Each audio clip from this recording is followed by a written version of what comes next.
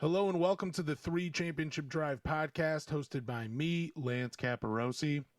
The Detroit Pistons schedule was recently released and it is a gauntlet to start the season for the Detroit Pistons. They start with Boston. That's the first game of the regular season for the whole NBA. That's what gets the whole thing going. And it just does not get easier after that. And these are a lot of teams that I want to see them play at, like, not necessarily at the beginning of the season. These were teams that I would rather see after a few weeks, after they get warmed up, because it's Boston to start the season, then they're at Miami, at Philadelphia, at New York, and then they're home versus Charlotte. Those first 4 games, though, all Eastern Conference powers. Boston, they just got Paul George. Miami got Giannis Antetokounmpo. Philly got Jaylen Brown and signed LeBron James. New York, they're just coming off winning an NBA championship. Like I said, that's a hell of a start to the season. I'm not going to predict how many they win. I just think it's a true test of their team because all these teams are going to be healthy going into the season. And all of them are going to look to try to get some early season wins so they can get to that sweet load management area of the season and nobody feels a certain type of way because it's late in the season. But I'm not worried about it. I think the Pistons, worst case scenario, in my opinion, they're 500 between the first 4. Maybe they go 3-1. Maybe they go a clean sweep, 4-0 for the start of the season. I don't know. I am excited, though, that their first 8 games are all Eastern Conference teams.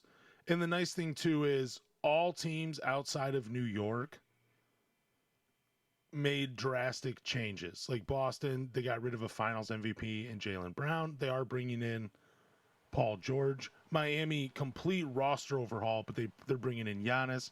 Philly, Jaylen Brown, and LeBron James. That's an exciting team for me, too. When we get into, like, what games of the season do I have circled down, I don't have any Philadelphia games because I think that's a given, so wanted to avoid them. That's a superstar team. I don't care what anybody says. But like I said, the nice thing is all of these teams have personnel changes to their rosters, so there might be a little bit of growing pains early in the season. These could be a few wins for the Pistons early on and get things rolling. There are 19 nationally televised games for the Pistons this year, which is huge for a small market team. I'm sure I've met a couple pros, Ben Wallace, Anthony Tolliver, but I've never asked the question if market size mattered. I don't think for those 2 players it would anyway. But I'm sure seeing 19 nationally televised games, I don't know how much that weighs on a player's mind or not. I don't know. It doesn't seem like it would be that big of a deal. But it is a big deal when you are a fan because you want other teams to see your team out there. That's how I at least look at nationally televised games. They don't really do anything for me. The only thing I get out of is the fans that, when they try to talk about your favorite team, they're constantly getting it wrong because they don't watch them. They're going off maybe something they read on Reddit, maybe an article, a couple lowlights instead of some highlights, and that's what they're basing it off of. So the 19 nationally televised games, this will give the non-Pistons fans a better view of who Cade Cunningham is, and maybe better discussions on the internet comes with that. The trade deadline, I believe, is February 11th. And the Pistons, they're on a Western Conference road trip heading into the trade deadline this year. Yeah, I want to say it's either February 13th or February 11th. Either way, the Pistons will be playing Golden State, the Los Angeles Clippers, the Phoenix Suns, the Portland Trailblazers, and the Utah Jazz. They come in February 15th. And I do think how well the Pistons play in that stretch leading up to the trade deadline will determine whether they make a move or not. Like, if they can't really compete with the Western Conference team this year, I fully see Trajan Langdon staying put at the trade deadline instead of trying to make another roster changing move, or maybe a big move that points them in the right direction. If they're not good against the Western Conference teams, because that's who you got to beat to get the championship. Yeah, you got to beat the Eastern Conference teams there, but it's just a different brand of basketball in the East versus the West. I do think that Western Conference road trip heading into the trade deadline, that will play a factor in whether the Detroit Pistons make moves at the trade deadline. Like, I don't think that will be the only factor for this season, but I do believe it will be a major factor for this season. I'm sure there will be some trades on the table at that point, and it's up to Trajan Langdon whether to pull the trigger or not on those trades. And that's what I'm getting at. If you go 0-4 going into that trade deadline, maybe that kind of signifies like, maybe we're not quite ready to really compete with the Western Conference team to win a championship. So we'll just play it safe this year, and then we'll wait to make that big move. I don't know. Maybe it doesn't play such a huge factor now that I'm saying it out loud. But the trade deadline, that's an important one. You see who the Pistons are playing at that time. Maybe they don't make changes at the trade deadline. Maybe the team is so good they're like, hey, maybe this is it.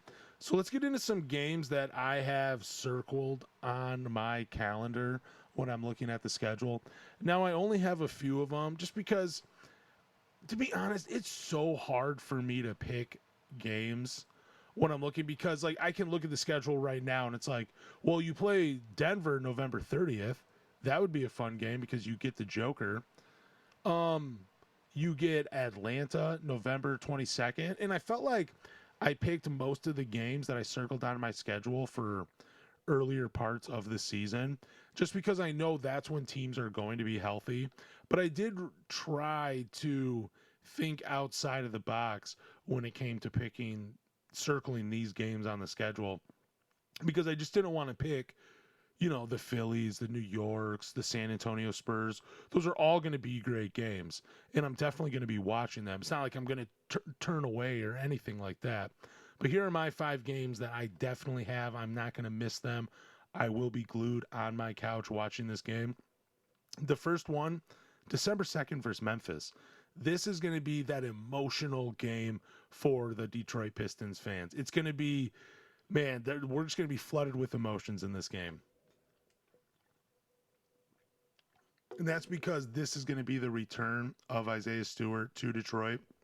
Now, when I tweeted this out as a game to be marked on calendars, there were fans that were like, nobody should be circling this game on their calendar. It's not that big of a deal.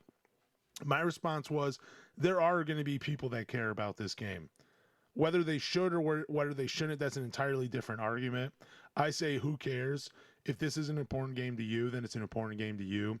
Isaiah Stewart, he was a player that we all believed in at one point. Like, he will always have tremendous respect from me. He will live rent-free in my mind as a Pistons basketball player. Like, I know 15, 20 years from now, I'm just going to be driving in my car listening to some podcast on the history of the game. They're going to say something. It's going to remind me of Isaiah Stewart, and I'm just going to go down memory lane as I'm driving down the highway or something. That's what Isaiah Stewart's going to do for me. That's why December 2nd, his first game back to Detroit, that's huge for me. And I think it's going to be huge for him. And I think it's going to be huge for his former teammates. Second game on my list. Now, these aren't really in order of like, hey, I'm definitely going, I have them ranked. I don't. These are just the order that I put them in. November 9th versus Washington. I'm really excited about this Washington Wizards team. You have Anthony Davis, Alex Sarr, Trae Young, Trey Johnson, Bilal Coulibaly, Keyshawn George. They have DeAndre Ayton. They have some names to this team. And it's kind of looking like just like a 2K team gone wrong. And I can't wait for it. I love the Washington Wizards. I think they could be a sneaky good Eastern Conference team this year. All those names I listed are just fun. I just cannot wait. And it's an early season game. It's November 9th. Hopefully we get this Washington Wizards team at full strength. That's what I'm hoping for. Hopefully there's no rest. Hopefully there's no load management, and hopefully they're injury free. That's what I want to see on November 9th. November 24th versus Orlando. Now, I do have this one circled. This is one of those games that if I were going to rank them, this would be number one. And it's simple for this fact. Like, Orlando, in my opinion, is the Detroit Pistons rival right now. As it stands, after that first round matchup with the Orlando Magic, that was clear to me. My eyes were open.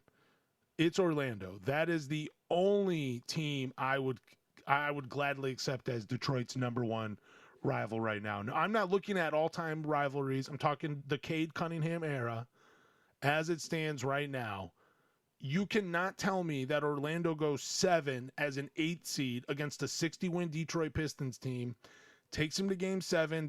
Probably in most fans' minds, the only reason they lose is because Franz Wagner is out. That's a rivalry team for me. That's why it's circled on my map. And I've always felt that, like, the media and social media has tried to pin Paolo and Cade because they're both former number one overall picks. I always felt like they tried to pin them against each other, where it's like, look what Paolo's doing in the Eastern Conference, and look at Cade Cunningham, he's over here. And like, it felt like Paolo was getting so much praise from NBA media and NBA social media. Like, it just felt like Paolo was everybody's favorite player, and Cade was just being kicked to the curb. And now the narrative is kind of shifted. So that's why this game is also important to me as a fan, because I want to see the Detroit Pistons kick their ass this year and just really cement themselves as, like, we are a better team than you. Don't care if you have Paolo, don't care if you have Franz, we are the better team. But that's a game, November 24th. That's the first of the season. Then November 20th versus Toronto. Simple put, I'm just a huge fan of Scotty Barnes. I felt like I was the only basketball fan that believed in him when he was getting drafted. And I'm not taking him over Cade Cunningham, but if the Pistons drafted third and ended up with Scotty Barnes, I wouldn't be disappointed. I probably would have been the only fan cheering him on. And I'm sure that happened in some universe. I'm glad we got Cade, but Scotty Barnes, he was just like an unreal player, in my opinion. I loved watching him at Florida State, and I hope he continues to do his thing in the NBA. But Toronto, that's going to be a fun team. It's interesting if whatever happens with Kawhi Leonard, they're a new look team. But Toronto is dangerous. I always love when they come to town because Toronto fans just come to LCA and just dominate the arena. I don't love it for that reason, but like, I love fans that are just like, fuck it, we're gonna make something our own. I wish I could be a part of a fandom that did that, but it's cool to see. So the final game that I have, and I've noticed that I have almost no Western Conference team on this list, but like I said, I just love watching basketball. But another team I'm excited to see this year is the Atlanta Hawks versus the Detroit Pistons. And really simply put, the real reason for it is just because I love the construction of their team. I love that they're led by Jalen Johnson and CJ McCollum. I love that they brought in Lou Dort and Aaron Wiggins.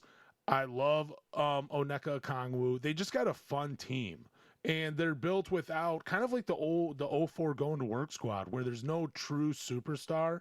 I'm not saying Atlanta's a championship team at all, but it's just fun to see a team like that where you don't really know what the direction is other than defense. And you're like, I don't know how they're going to make this work on the offensive side of the ball, but it's going to be a fun thing to see all season. That's why I'm interested in Atlanta. But really every team, I'd probably get bored with Brooklyn, maybe Sacramento. Those are probably games that you could turn off early. Maybe even Milwaukee, unless Tyler Hero is just for some reason cooking. And like Tyler Hero, I feel like there's a chance he becomes kind of like what Zach LaVine was doing a few years ago. Versus the Detroit Pistons, he'd have like a 50-point game, even though it ended it. It would just be. That's what I feel like with Tyler Hero. I kind of want him on the Pistons, but also at the same time, I'm curious to see what he does as the main guy on an NBA franchise. This season's going to be interesting. There's nothing other than the beginning of the season, no real amount of games in any order really stands out to me as like, wow, I can't believe they did that to the Pistons. That's a crazy stretch of games. There's nothing right now that I see. I feel like there's a good balance of these are some tough teams blended in with some teams where you can probably take a night off against them. But overall, I feel like this is a pretty fair schedule for the Pistons, other than the gauntlet that begins the season. But, dude, it's Detroit Pistons basketball. It's Detroit Pistons versus everybody. So you got to take the good with the bad. That's all I have for tonight. Thank you for listening to the 3 Championship Drive podcast. Do me a favor, hit the follow button, hit the subscribe button, rate, review, but more importantly, tell a Pistons fan.